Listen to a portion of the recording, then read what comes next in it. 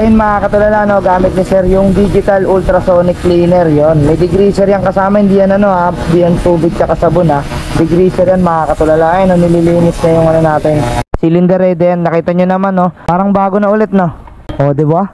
Tanggal talaga yung dumi, literal. Ayun, nakita nyo sobrang kinis na niya no. Lahat ng mga dumi na nakasuksok sa gilid-gilid eh natanggal niya na rin no. Bali mga katulala, FI cleaning din pala ni Sir Marlo etong si Bloomer, di ba? Ayun mga katulala, tingnan nyo, oh, di ba?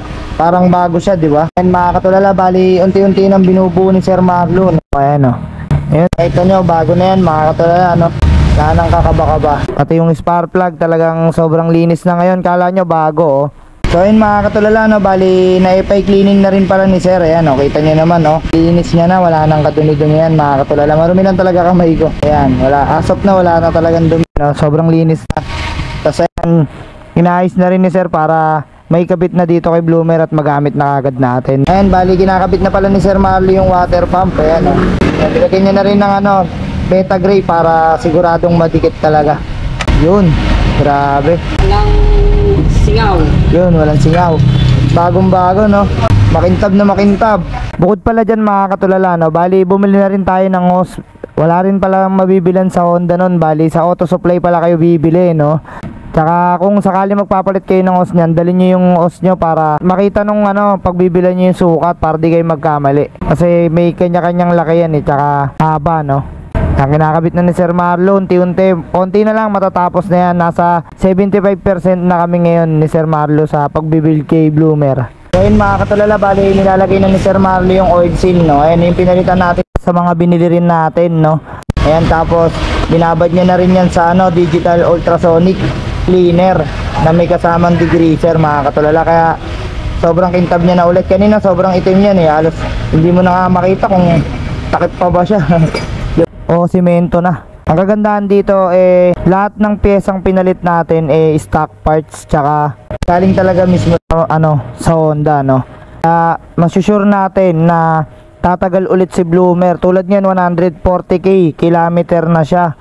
So bago na lahat niya, black piston, rubber link lahat. Pinalitan natin kahit gasket, kaya sisiguraduhin natin na ano, abot siya ng 200,000 kilometer bago magpalit ulit tayo, or mas igit pa, kasi syempre alaga naman tayo sa langis. Tsaka nung binuksan ni Sir Marlo, nakita niya naman na walang indikasyon na natuyuan tayo ng langis mga katulala no.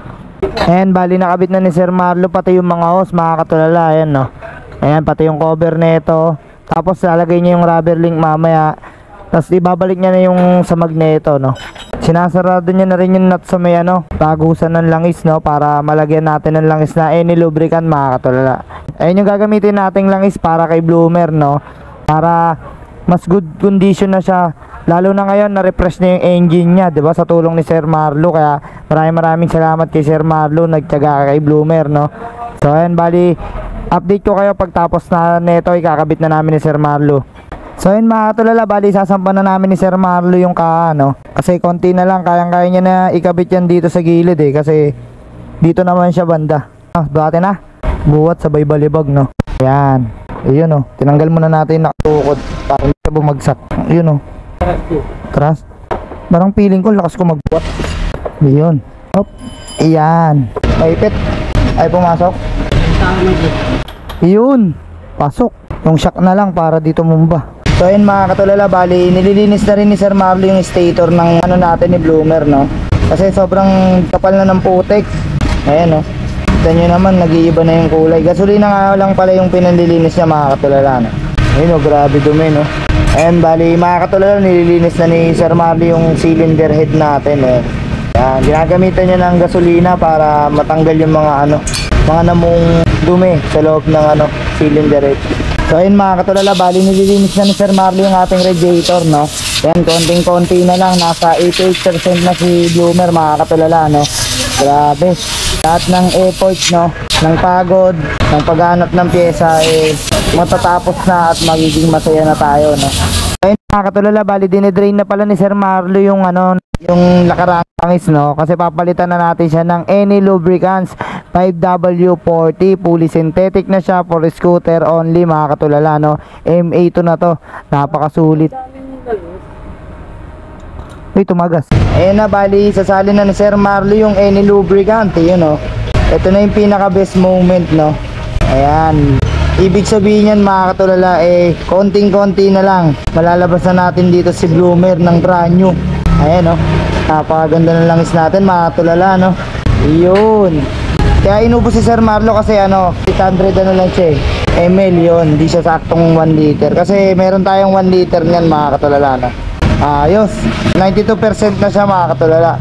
Bali, lalagay niya na lang ulit yung maka, tapos compartment, tapos after nun, i-start na natin. So ayun, mga katulala, bali, sasali na ni Sir Marlo yung kulan, ayan o. Ito, 100 lang pala to ah. Ayun, sinasali na ni Sir Marlo yung kulan. Ilan ba kailangan? Masumobra eh. Galing yan kay Jal Motorworks, kay Boss Jal. Yun, maraming salamat sa kulan, tsaka sa langis na binigay mo sa akin, Sir Jal, no. Malaking bagay sa akin to, tsaka kay Bloomer, no. Maraming salamat, Kuya Jal, napakabuti mong tao. God bless sa'yo at sa pamilya mo. Sulit yung pagkakaayos natin, tsaka effort, preparation, lahat ng ginawa natin dito, pati kay Sir Marlo, syempre sobrang trusted mechanics talaga, grabe. So ayan, bali na pa-start na namin si Bloomer, no, Pigates. Oh, parang bago na ulit. Brand new na si Bloomer. One click ah. Ayun, mga katulala, bali pinay-start niya ng Sir Marlo. Ito yung tunog niya, oh. Ayan, oh. Napakatahimik, no. Tunog bago.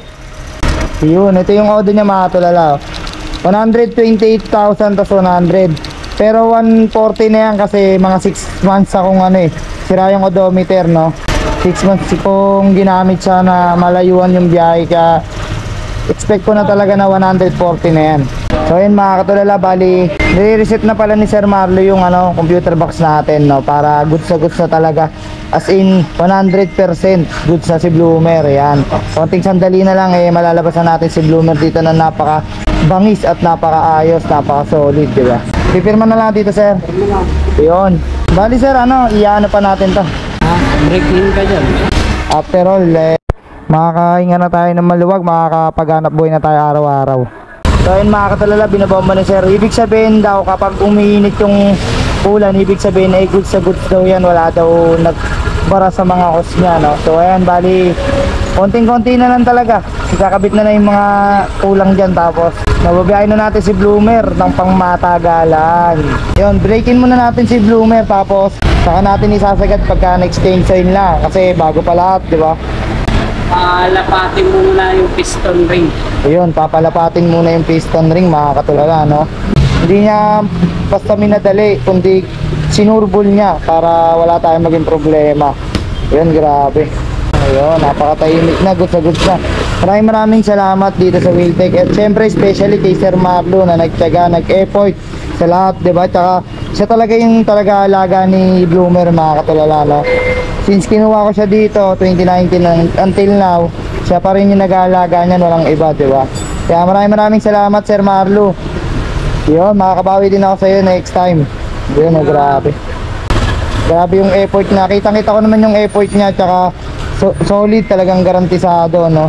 Wala na akong poproblemahin. Malaking bagay para sa akin. So yun, mga katulala, bali papalitan na rin natin yung disc plate niya kasi sobrang lubog na, no. Binili ko nga pala to sa Jal Motorworks. Ayun, maraming salamat kay Kuya Jal dito. Ayan, sa mga naghahanap ng disc plate, mura-mura lang to sa Jal Motorworks. Visit lang kayo, mga katulala, no. Yun, finally lalabas na si Bloomer. Ayun, no. Grabe, solid. Deserve na rin talaga ni Bloomer to, no. Sa Tagalan din. Ayan. Ayun, grabe. Parang bago. Ayun, dito ako nagpagawa, mga katulala, sa Wheeltech Abad Santos. Sobrang babait na mga empleyado rito, tsaka siyempre na mekaniko. Sir, thank you, sir. Test drive. Konting bigal, lakas umatak. Tahimik, no, parang hindi. Bago compression Parang hindi siya nung naka-start yung makina. Walang no. Okay, sir, thank you, sir. See you next time. Ayun, no. Break-in muna tayo, syempre. Ngayon, mga katulala, bali paparada na natin si Bloomer kasi magpapahinga na tayo para bukas maaga tayo magbaback to grind. Ayun. So yun, mga katulala, maraming salamat sa solid na pagsuporta nyo sa akin. Huwag nyo kalimutan akong subscribe at i-follow nyo ako sa aking Facebook page, mga katulala. Hanggang dito na lang, bye bye. Peace.